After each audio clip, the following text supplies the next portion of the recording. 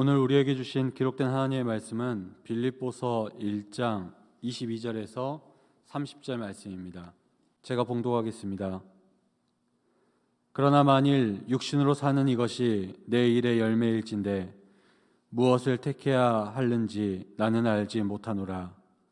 내가 그 둘 사이에 끼었으니 차라리 세상을 떠나서 그리스도와 함께 있는 것이 훨씬 더 좋은 일이라 그렇게 하고 싶으나 내가 육신으로 있는 것이 너희를 위하여 더 유익하리라. 내가 살 것과 너희 믿음의 진보와 기쁨을 위하여 너희 무리와 함께 거할 이것을 확실히 아노니 내가 다시 너희와 같이 있으므로 그리스도 예수 안에서 너희 자랑이 나로 말미암아 풍성하게 하려 함이라. 오직 너희는 그리스도의 복음에 합당하게 생활하라. 이는 내가 너희에게 가보나 떠나 있으나 너희가 한 마음으로 서서 한 뜻으로 복음의 신앙을 위하여 협력하는 것과 무슨 일에든지 대적하는 자들 때문에 두려워하지 아니하는 이 일을 듣고자 함이라. 이것이 그들에게는 멸망의 증거요 너희에게는 구원의 증거니 이는 하나님께로부터 난 것이라. 그리스도를 위하여 너희에게 은혜를 주신 것은 다만 그를 믿을 뿐 아니라 또한 그를 위하여 고난도 받게 하려 하심이라. 너희에게도 그와 같은 싸움이 있으니 너희가 내 안에서 본 바요 이제도 내 안에서 듣는 바니라. 아멘. 아멘. 오늘도 우리 3부 예배 오신 또 온라인으로 예배하는 모든 성도님들에게 하나님의 은혜가 충만하길 간절히 바랍니다. 특별히 한 주간 하나님께서 우리를 고난 영혼일지라도 고난 중에 있을지라도 품어주시고 안아주시고 업어주시는 그런 은혜로 회복되는 또 위로받는 한 주간 되시길 바라겠습니다. 우리 방송실은 죄송한데 저 모니터 좀 켜주시면 감사하겠습니다. 모니터가 제가 하나도 지금 안 들려서요. 저 목소리는 잘 들리시죠? 네, 예, 지금 괜찮습니다. 빌립보서 말씀 오늘 1장 22절에서 30절 말씀에 보면요, 사도 바울이 지극히 개인적인 고백을 가지고 말씀을 시작하는 걸 볼 수 있습니다. 사도 바울은 어디에 있었냐면요, 우리가 잘 아는 것처럼 감옥에 갇혀 있었습니다. 감옥에 갇혀 있으면서 고난과 고통 중에 있었지만 빌립보 성도들에게 나는 기쁘다, 복음이 전할 수 있기 때문에 또 복음을 전하고 있기 때문에 나는 기쁘다라고 말하면서 너희도 기쁜 삶을 살아라 라고 권면하였습니다. 그럼에도 불구하고 사울은 그 삶은 공고한 삶이었습니다. 왜냐? 눅눅하고 축축하고 어두운 그 감옥에 있었기 때문에 그는 육신적으로 고난 중에 있었습니다. 그래서 오늘 본문의 말씀에 보면요, 그런 고난 중에 있을 때 주님 앞에 나아가는 것이 더 나에게 유익하다 이렇게 말하고 있어요. 이런 고난을 당하느니 차라리 하나님이 계시는, 주님이 계시는 그 천국에 가는 것이 나에게 복이고 나에게 유익할 것 같다라고 말하면서, 하지만 빌립보 교회 성도들에게 내가 고난을 이김으로, 내가 고난을 당당히 견딤으로 너희에게 유익이 된다면 나 또한 견딜 것이다, 함께 할 것이다 라고 말하고 있습니다. 그러면서 사도 바울이 빌립보 성도들에게 권면하는 말씀은 무엇이냐? 복음에 합당한 삶을 살아라 라고 말씀하고 있는 겁니다. 바라기는 오늘 말씀 듣는 우리 모두가 복음에 합당한 삶을 사셔서 하나님 앞에 기억되고 하나님 앞에 구별되게 쓰임받는 저와 여러분 되시길 바라겠습니다. 당시 빌립보는요, 로마 제국의 중요한 식민지 중에 하나였습니다. 지금으로 말하면 빌립보 지역은 그리스 지역입니다. 그래서 그 빌립보 지역 대부분 사람들은 로마 시민권을 가지고 있었어요. 그래서 로마 시민이 누릴 수 있는 특권을 누리며 사는 사람들이 빌립보 사람들이었습니다. 특권만 누리는 것이 아니었습니다. 그 구별된 특권을 누리기 위해선, 또 선택받은 그 특권을 누리기 위해선 그 빌립보 성도들이 해야 할 의무가 있었습니다. 그것을 빌립보 성도들은 너무나 잘 알고 있었어요. 동일하게 사도 바울은 같은 이치에서 믿음을, 신앙을 설명하고 있어요. 너희들은 하나님의 자녀인데 하나님의 자녀로서 특권을 누리고 살기를 원한다. 동시에 그 특권만 누리는 것이 아니라 하나님의 자녀로서 행하여야 할 의무를, 그리고 복음에 합당한 삶을 살아야 한다라고 빌립보 성도들에게 이야기하고 있습니다. 그렇다면 바울이 빌립보 성도들에게 선포한 복음에 합당한 삶은 어떤 삶일까? 오늘 본문을 통해서 말씀을 나눌 때 우리 또한 그러한 삶을 사시길 바라겠습니다. 먼저 한 마음으로 협력하라 이렇게 말씀하고 있습니다. 오늘 27절 하반절 말씀을 제가 읽어드리도록 하겠습니다.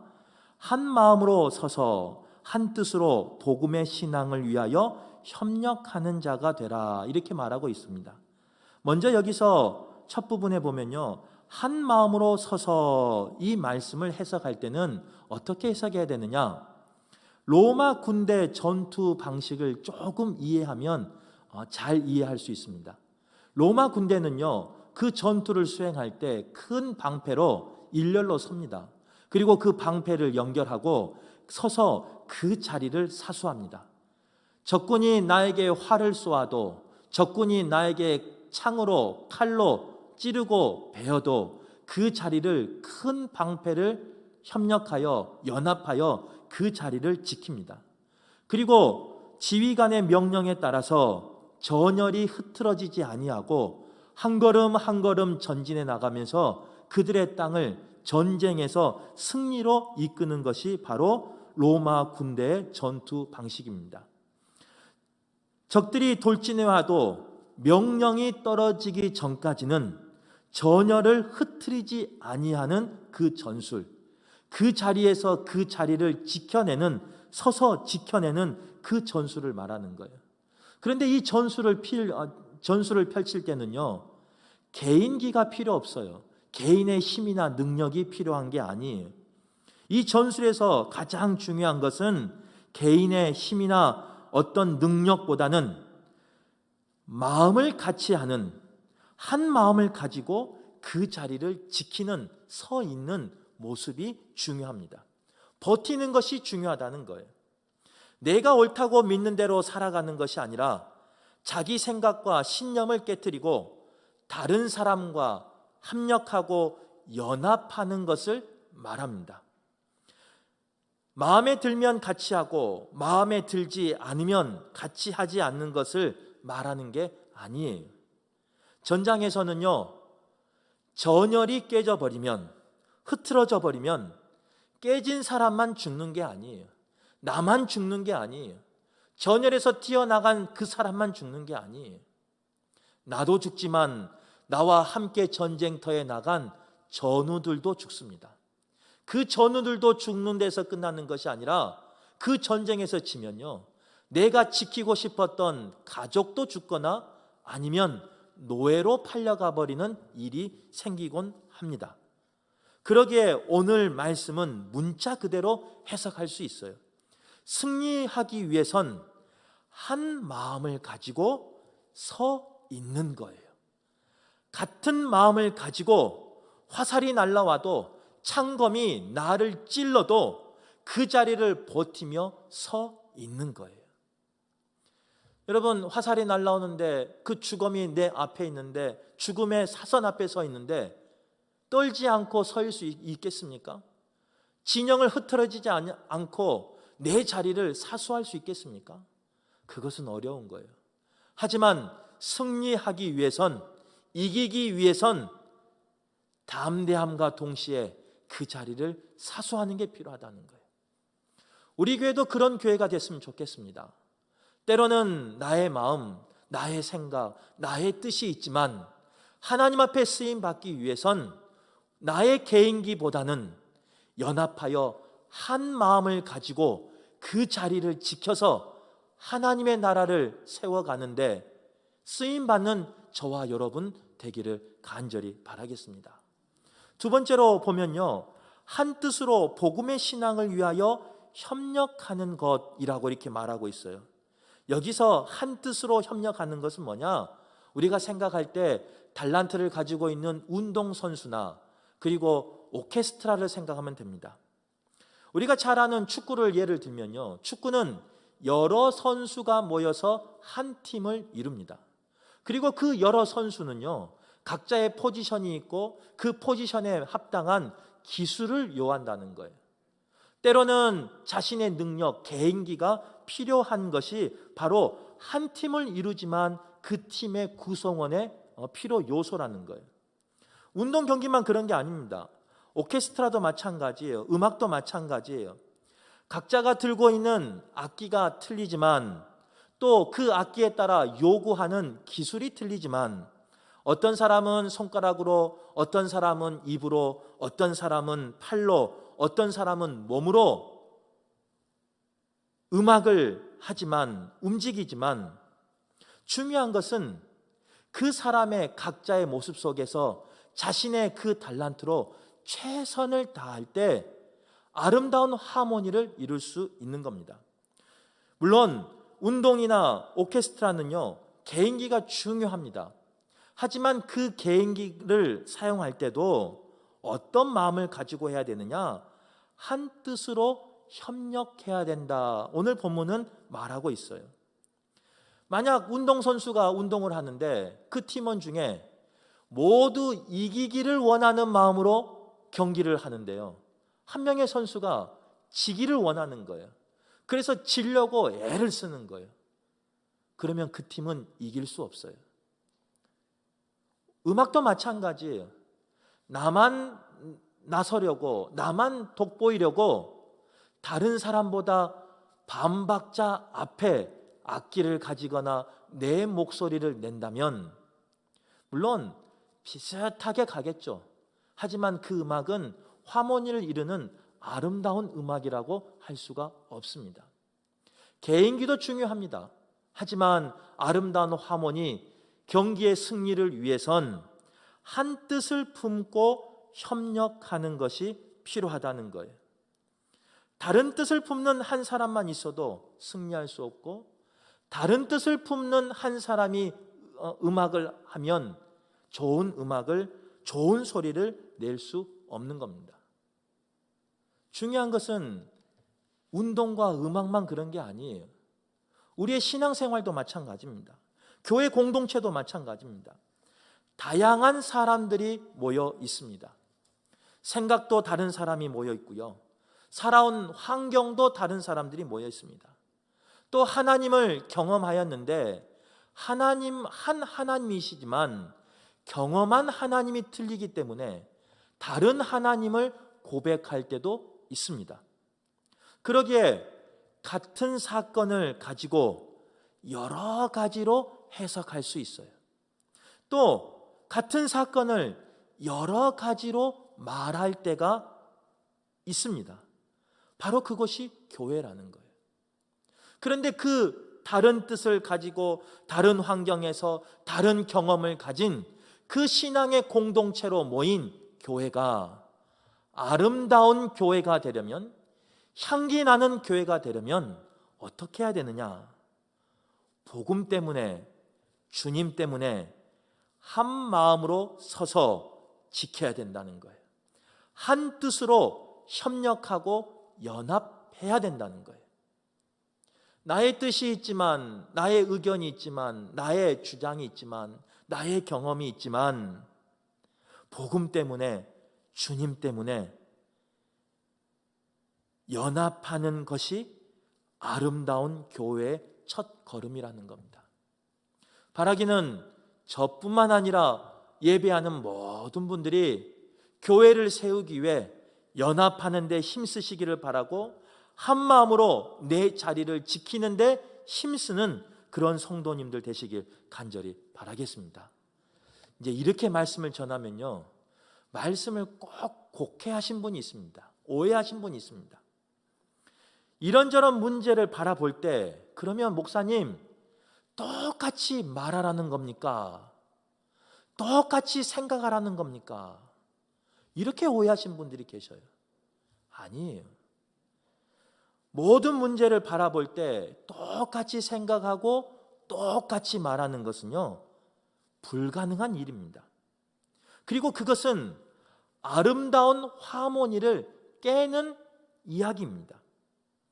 한번 생각해 보세요. 아까 축구 이야기 했잖아요. 모든 선수가 인기 있는 공격수를 하려고 한번 해보세요. 누가 골대를 지키고 누가 공격수를 맡겠습니까? 그 팀은요, 지고 말 거예요. 오케스트라도 마찬가지예요. 모두가 돋보이는 지휘자가 되려고 하면 누가 그 악기를 연주하겠습니까? 각자의 주신 달란트로 각자의 그 맡은 그 일을, 사명을 감당해 나아갈 때 아름다운 교회가 되고 아름다운 소리가 있는, 향기가 있는 교회가 될 수 있는 거예요.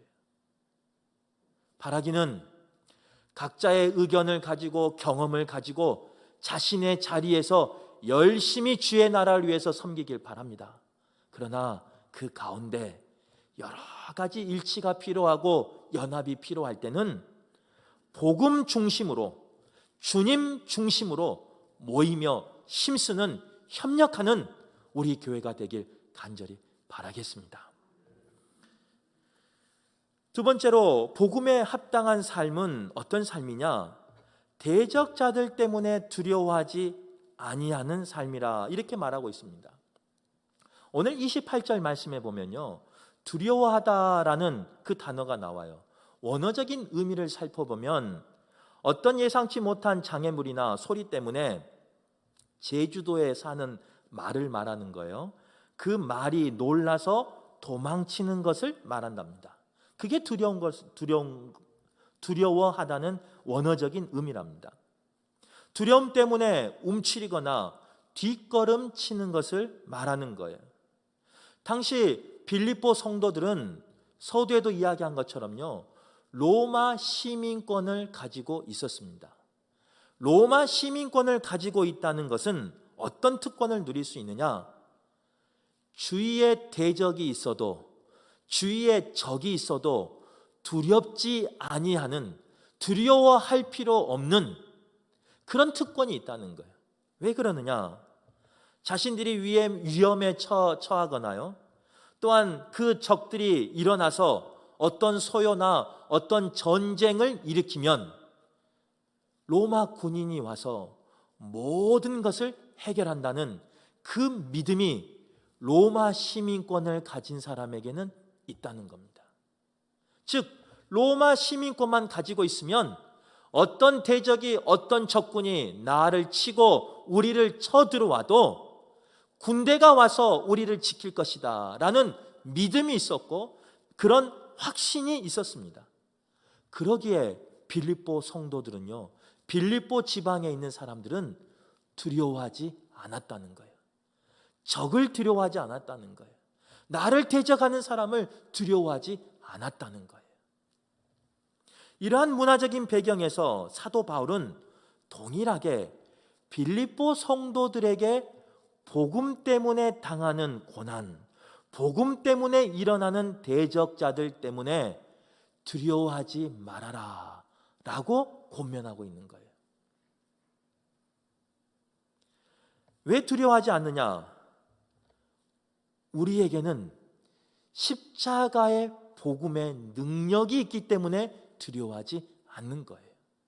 십자가의 복음의 능력은 우리의 죄를 사하는 능력이 있습니다. 사망 권세를 이기는 능력이 있습니다. 그러기에 어느 누구도 나를 위협할 수 없고, 어느 누구도 나의 목숨을, 나의 생명을 걷어갈 수 없기에 두려워하지 말라, 사도 바울은 이야기하고 있습니다. 더 나아가 28절 하반절에 보면요, 복음은 하나님께 난 것이요 구원의 증거라고 말하면서 동일하게 두려워하지 말아라 라고 그 빌립보 성도들에게 권면하고 있어요. 바라기는 오늘 예배하는 모든 분들이 그 십자가의 복음의 능력으로, 죄 사함의 능력으로, 사망 권세를 이기는 그 보혈의 능력으로 담대하시길 간절히 바랍니다. 복음을 전하다 고난 당할 수 있어요. 환난 당할 수 있어요. 오해받을 수 있어요.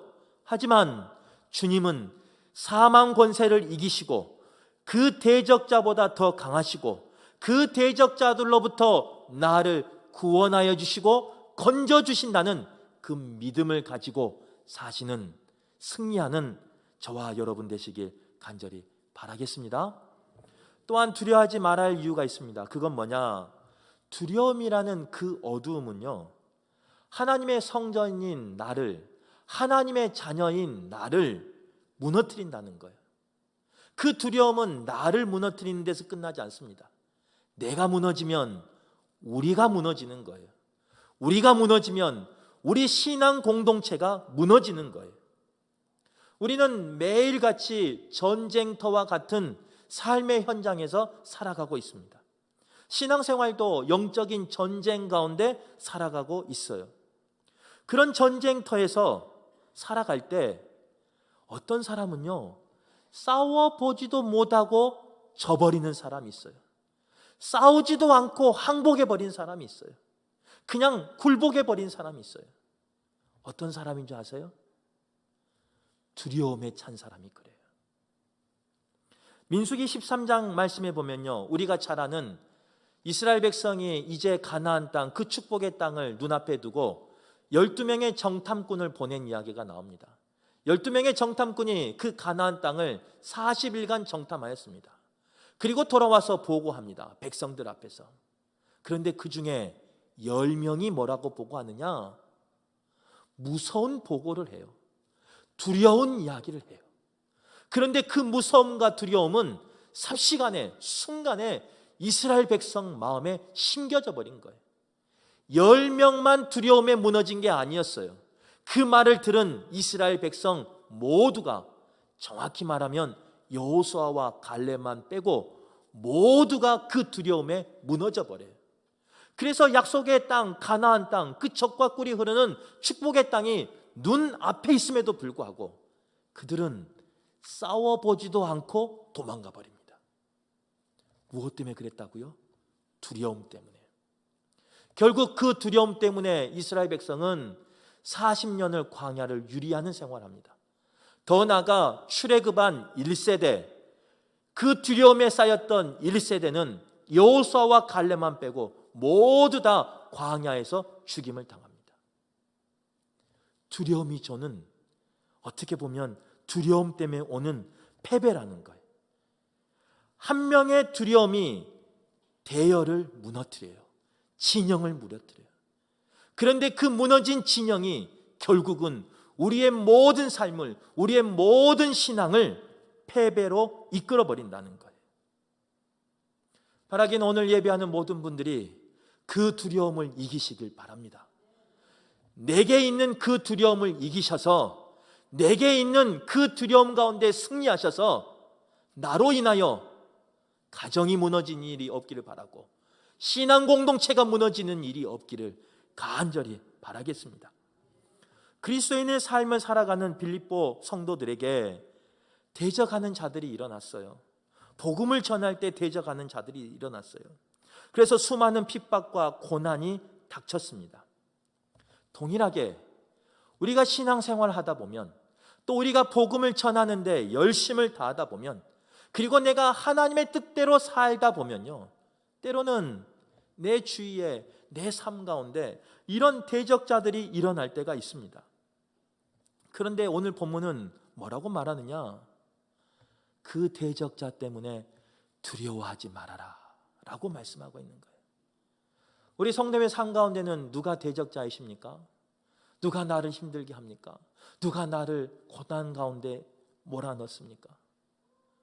그 가운데서 나의 소망 되시고 나의 복음의 근원 되시는, 십자가의 복음의 능력을 가지시는 주님을 바라보시길 간절히 바랍니다. 그래서 그 모든 삶 속에서 승리를 경험하고 승리를 외치고 승리의 삶 가운데 살아가는 축복의 사람 되시길 간절히 바라겠습니다.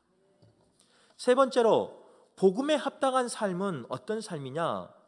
고난도 따른다 성경은 이야기하고 있습니다. 그래서 29절 말씀해 보면요, 사도 바울이 말이 이래요. 그리스도를 위하여 우리가 당하는 고난이 은혜다라고 말합니다. 이 은혜를 원어의 의미에 가깝게 설명하면요, 선물이다라고 말합니다. 누구나 피하고 싶은 것이 있는데 그것이 그 중에 하나가 뭡니까? 고난이에요. 오늘 예배한 사람 중에 나는 고난 받는 걸 좋아한다, 우리 성도들이 받고 있는, 우리 주위 사람들이 이웃이 받고 있는 고난 내가 다 받았으면 좋겠다 라고 생각하시는 분 있습니까? 아무도 없어요. 말씀을 전하는 저도 고난 안 받았으면 좋겠어요. 모든 사람이 다 마찬가지예요.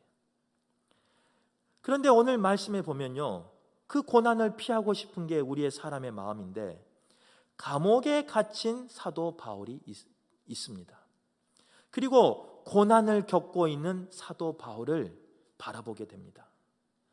사람들은 그 고난을 당한 감옥에 갇힌 그 바울을 보면서 뭐라고 말하느냐? 하나님 앞에 버림받았다라고 말합니다. 그는 실패자다라고 뒤에서 이야기합니다. 그런데 오늘 본문에 보면요, 사람들은 버림받았다, 실패자다 라고 말할 때 사도 바울은 그 고난을 뭐라고 바라보느냐? 다르게 새겼다는 거예요. 다르게 받아들였다는 거예요. 29절 말씀처럼요, 사도 바울은 고난이 은혜다라고 말합니다. 고난은 주님의 삶을 살아가는, 복음에 합당한 삶을 살아가는 그 사람들에게 필연적으로 찾아오는 요소라는 거예요.